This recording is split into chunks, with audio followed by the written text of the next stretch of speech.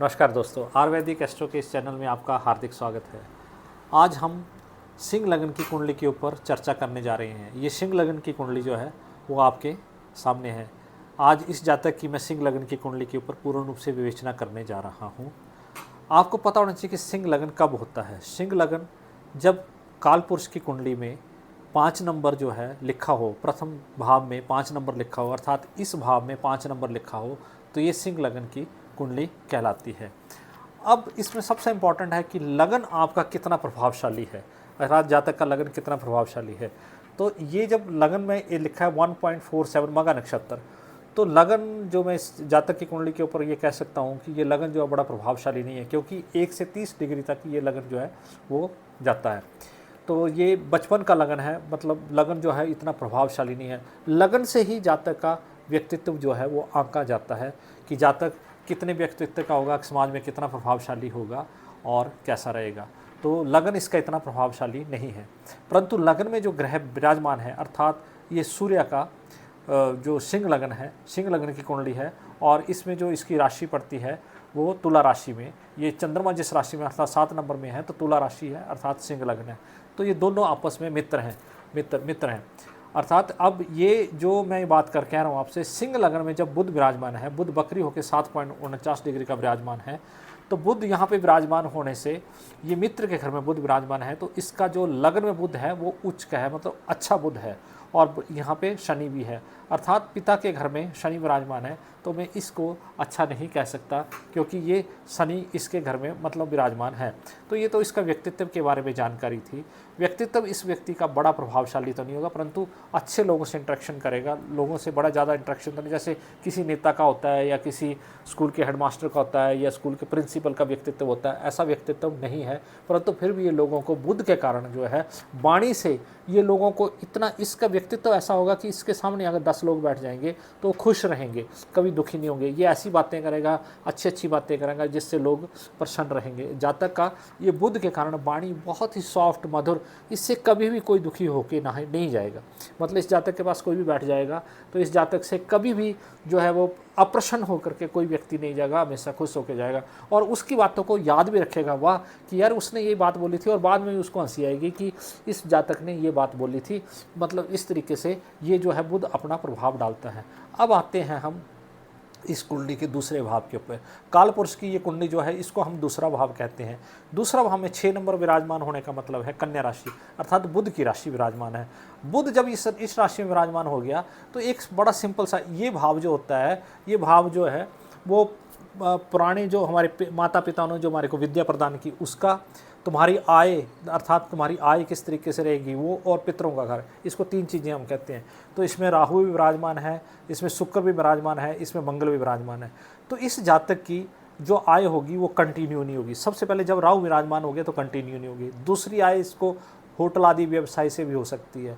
तीसरी आय इसको भूमि संबंधी उससे भी हो सकती है। भूमि संबंधी से अर्थात जैसे बिल्डिंग का रेंट, भूमि का रेंट, इस तरीके की आय इस जातक को अच्छी रह सकती है। परंतु आय कंटिन्यू नहीं रहेगी, ज़िंदगी में फ्लक्चुएट रहेगी, ऊपर नीचे इसकी आय जो है वो रहती रहेगी। कन्या है बुध, अर्थात इसका मालिक, अब यहाँ देखो इसका ये बोलने का मतलब है जब आय स्थान का मालिक, घर का मालिक जो बुध जो है वो केंद्र में विराजमान है, तो ये अच्छा योग कहलाता है। इसके कारण इस जातक की जो आय है वो ताउम्र ही अच्छी रहेगी, अच्छी उम्र अच्छी आय जो है वो रहेगी।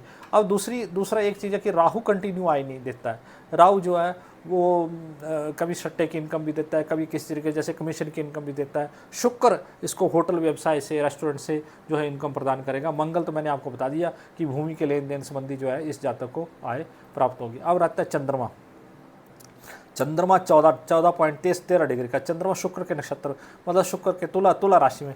तो यहाँ चंद्रमा अच्छा है। चंद्रमा अच्छा होने का मतलब एक चंद्रमा की 14 डिग्री है, तो इसका पराक्रम जो है, ये पराक्रम का स्थान है, इसका पराक्रम अच्छा रहेगा, जातक मन से प्रसन्न रहेगा।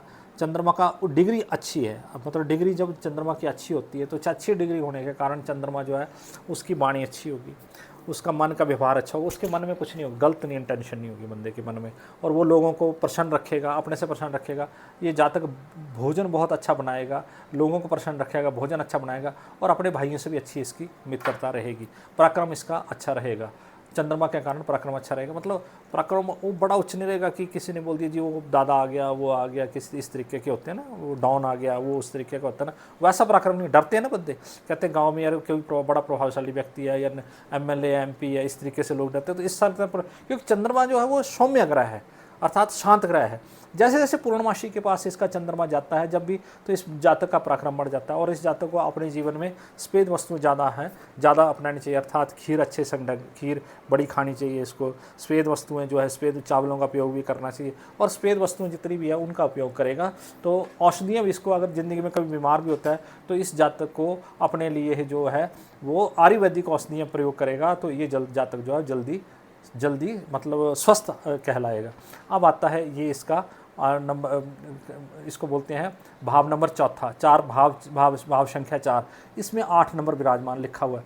तो मतलब 8 नंबर का मतलब मंगल की राशि, वृश्चिक राशि, 8 नंबर की राशि वृश्चिक राशि होने के कारण ये भाव जो है रिक्त है, अर्थात इसको माँ का सुख तो मिलेगा, माता का सुख। इस 8वें घर का मंगल जो है ये यहाँ पे विराजमान हो गया, अर्थात इसको माँ से भी आय प्राप्त होगी। ऐसा भाव मेरे मतलब मन में आ रहा है कि इस जातक को अपनी माता से भी आय प्राप्त होगी। ये अपनी माता के अर्जित किए हुए धन का भी उपभोग करेगा, अर्थात माता से ऐसे नहीं छीनेगा, परंतु माँ ने जो कोई अगर धन माँ अर्जित करती है तो ये जातक उसके धन का भी उपयोग करेगा, अच्छे उपार्जन के लिए उपयोग करेगा। अब आता है यहाँ पे इसका सूक्ष्म बुद्धि का घर जो है, अब ये त्रिकोण, इसको त्रिकोण कहते हैं और पंचम भाव कहते हैं। पंचम भाव में धनु राशि विराजमान है। पंचम भाव में धनु राशि विराजमान होने के कारण घर तो अच्छा है पंचम भाव में, जब पंचम भाव में धनु राशि विराजमान हो तो जातक विद्यमान होता है, परंतु इस घर का मालिक कहाँ चला गया। अब ये देखने वाली बात है कि इस धनु का मालिक ये गुरु जो है वो 12वें घर में चला गया। जब 12वें घर में, 6ठे 8वें और 12वें में कोई जब घर चल सकता है तो वो इतना अच्छा फल नहीं देता। तो जहाँ तक मेरे को है कि इस जातक की विद्या जो है वो पूर्ण नहीं होगी, मतलब बड़ी उच्च शिक्षा नहीं होगी। अपने जीवन उपयोगी के लिए जो विद्या प्राप्त करेगा वो तो उसके उपयोगी रहेगी, परंतु इसको पूर्ण लाभ, विद्या का लाभ जो है वो प्राप्त नहीं होगा। परंतु सूक्ष्म बुद्धि अच्छी रहेगी। जो सूक्ष्म बुद्धि, क्विक आंसर जो है वो एकदम जो है वो एकदम पॉपअप करेगा। मैं इससे बात करूंगा या इस जातक से बात करूंगा तो एक क्विक बुद्धि के रूप में एकदम जो है हमारे को आंसर देगा। और इस जातक के शत्रु जो है ये आता है घर, अब छठा घर, इसको छठा भाव कहते हैं। छठे भाव में 10 नंबर विराजमान है, और 10 नंबर ये और ये शनि की दोनों राशियाँ हैं। अब शनि कहाँ विराजमान है, शनि विराजमान है केंद्र में।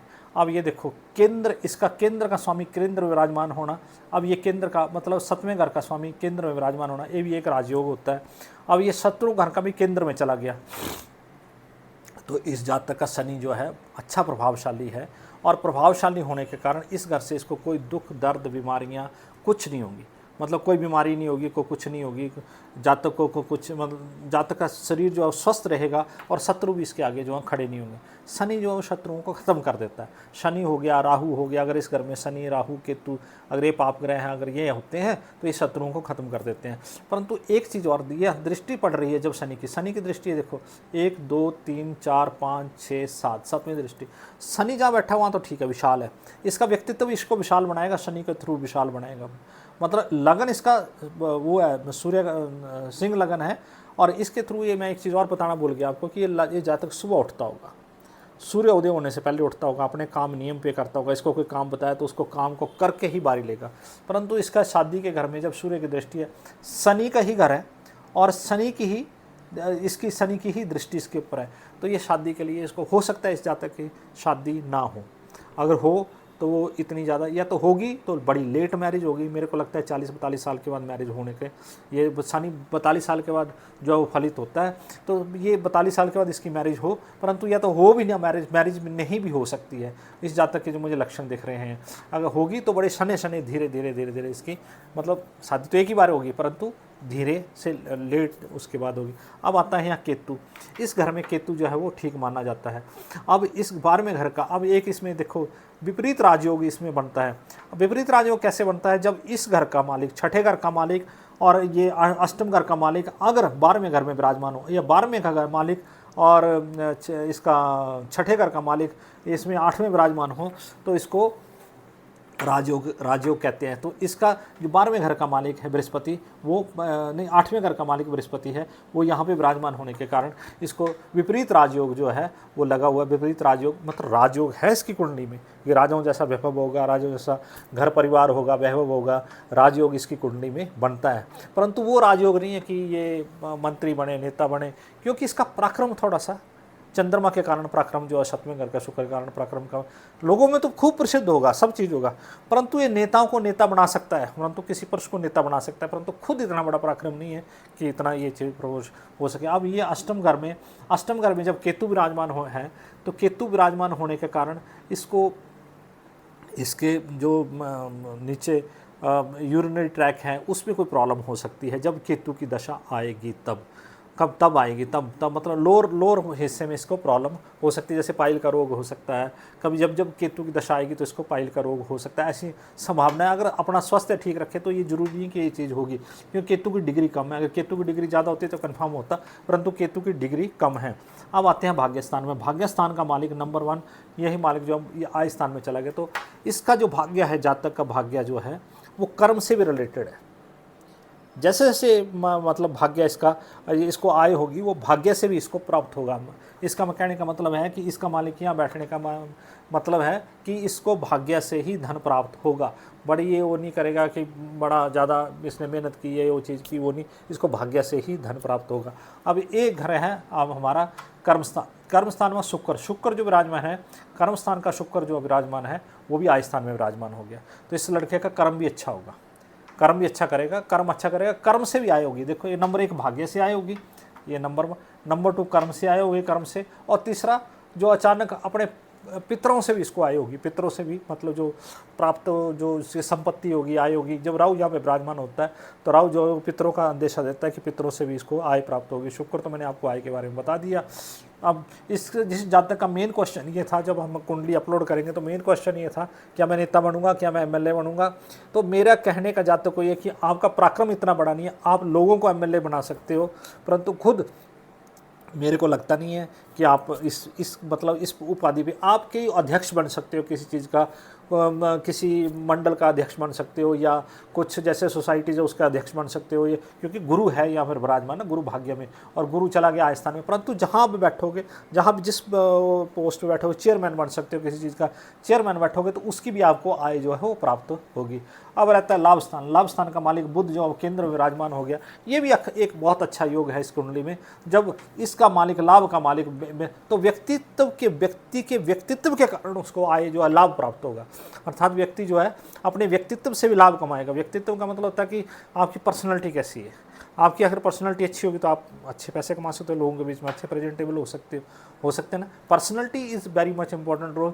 तो ये पर्सनैलिटी से रिलेटेड है कि इसको पर्सनैलिटी से भी रिलेटेड जो है वो पैसे कमाने का, ज़िंदगी में बात करने से या इस तरीके से करने से जो पैसा प्राप्त होगा। अब ये गुरु इसका उच्च राशि में विराजमान है।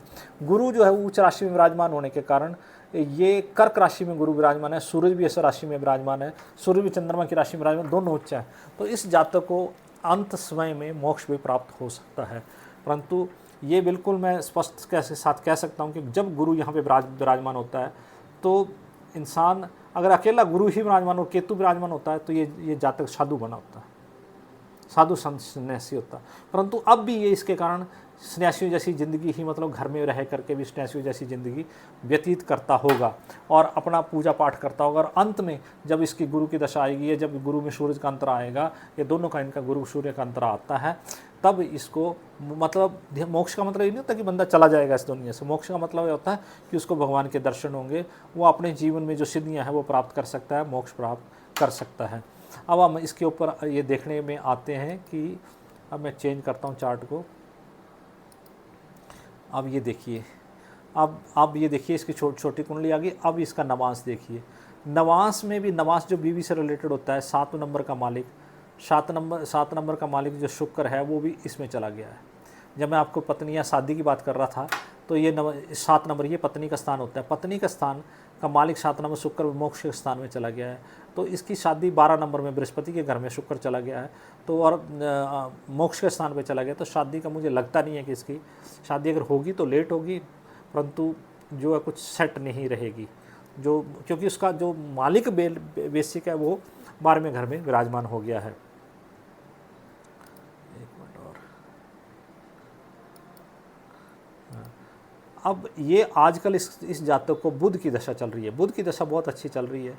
बुध की दशा जातक को चल रही है अभी, ये देखिए बुध की दशा जो ये सिस्टम दिखा रहा है, बुध की दशा 7/1/2021 से है। तो इस जातक की ज़िंदगी केंद्र की दशा चल रही है, अर्थात जब भी केंद्र की दशा चलती है, जब भी व्यक्तित्व, इस जातक का व्यक्तित्व बहुत ही प्रभावशाली रहेगा। ये इसकी दशा जो चलेगी वो एंड तक बुध की दशा चलेगी अभी 2037 तक, 2037 तक इस जातक की बुध की दशा चलेगी, जो बहुत अच्छा पीरियड है। इस पीरियड में ये अपनी लाइफ का एंजॉय कर सकता है। जितने भी ज़िंदगी के सुख हैं वो इस मिलेंगे, मतलब भोगेगा नहीं, भोगेगा तो ज़रूर, परंतु बुध इसको सर्व सुख देगा, धन देगा, मान सम्मान देगा, सब चीज़ें प्रदान करेगा, घूमेगा फिरेगा, हो सकता है विदेश यात्रा भी करे।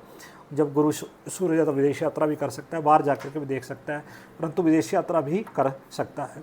अब मैं एक चीज़ और बताना चाहता हूँ कि बुध की दशा इसकी कैसी रहेगी। जब बुध जो चंद्रमा की होरा में है, बुध चंद्रमा की होरा में होने के कारण इस जातक की बुध की दशा जो है वो बहुत अच्छी रहने वाली है। बुध की दशा अच्छी रहेगी, शनि की दशा अच्छी रहेगी, सूर्य की दशा अच्छी रहेगी। परंतु इसके बाद 7 साल का केतु आएगा, उसमें थोड़ा सा नहीं, मैं थोड़ा सा गलत बोल गया, करेक्ट, सॉरी।